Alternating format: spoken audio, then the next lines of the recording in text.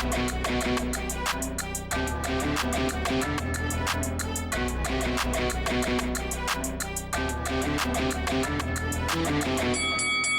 guys, welcome to Boxing Squared for boxing news and views from around the internet. Post-fight review for Lenier Pero vs Viktor Vykhryst, a battle of the undefeated prospects. Someone's O was going to go, and it went in strange circumstances. So Vykhryst effectively taking a body shot and then powering down, turning his back and eating a few more shots before the referee jumps in and ends proceedings. So we had a case of Lenier Pero, who'd looked pedestrian at times in this fight, getting the win and advancing to 9-0.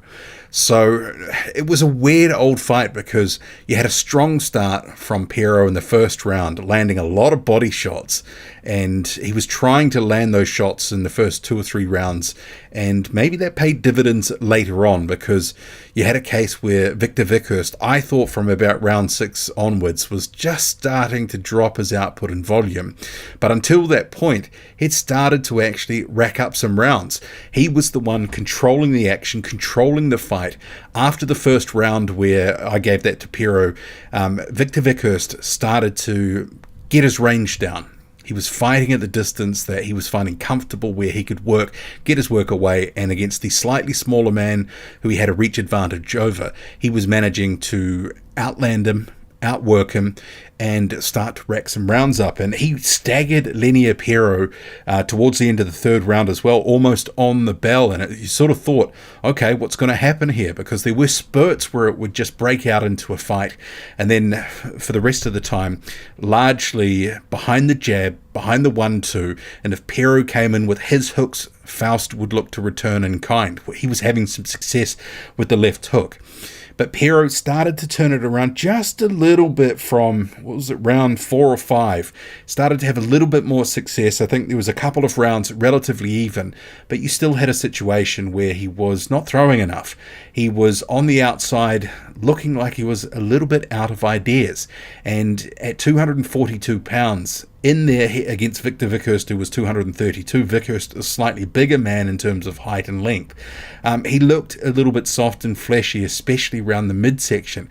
And I was wondering, is this a strategy where he's actively trying to manage his gas tank? Because he wasn't throwing much. He was actually having decent success in terms of what he was landing. He was very economical, but at the same time, he was getting outworked by Vykhryst. But perhaps he knew that Vykhryst would have to work quite hard and harder than him to keep in the fight and to build a lead, and that he wouldn't be able to maintain it, because he did start to slow down. And it was sort of round 6 and then round 7, I was thinking, he's starting to slow down here. Is this just he's managing things, that he's comfortable, or is this a case he's running out of energy? And perhaps that body shot, which really ripped to the side of his body in round 8, really sort of took the stuffing out of him, literally. And then you had him just wanting it no more. So the referee was forced to jump in, because Pero was teeing off on Faust, who was almost like he was like frozen in time for momentarily. That body shot really must have done some damage. If he had have been able to continue and potentially stay in the fight, do largely what he'd been doing, he probably would have got the decision. It was looking like he was leading this fight. I mean, on my card, I had him up, and I was thinking, okay, well, this is slightly unexpected. I had Pero going in as the favourite here. I was expecting it was going to be a points win for Pero. But ultimately, though, ends up being a stoppage for Lenier Pero. But a few warning signs just regarding the performance. Just looked a little lackluster, looked a little disinterested, didn't really try to close the distance. It was something that he kind of needed to do to sort of pick up more rounds. Sure, when he was working, he was largely accurate. But if it's a case like this where, against a high caliber of opposition, because Viktor Vykhryst is a prospect, he largely unproven. I mean, he would be, I guess, German/Ukrainian domestic level fringe European, not operating at European level at this point. And he was largely controlling Lenier Pero for the most part. Pero wasn't using angles. I mean, in different fights before, he's been a lot more dynamic. against Giovanni Brujon. He looked a lot better, and that one was a very fun fight. Ultimately, he got the decision in that one. So I don't know what happened or why he was looking so one-paced and lackluster, and he wasn't working hard enough, and it looked like he was going to just sleepwalk to a decision loss. Ultimately, though, I guess heavyweight boxing wins out again. One punch changed the course of the fight and just wrecked Viktor Vykhryst / Faust.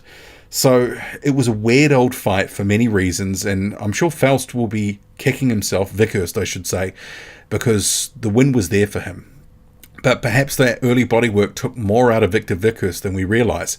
He was working very hard, especially between rounds 2 and 5 in particular. A lot harder, working a lot more than I was expecting, throwing a lot more shots, and seemingly it's caught up with him to some extent.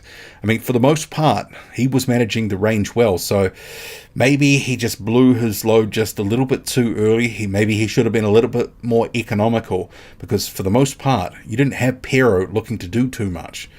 But having said that, if Viktor Vykhryst had have thrown less, it could have created other opportunities for his opponent.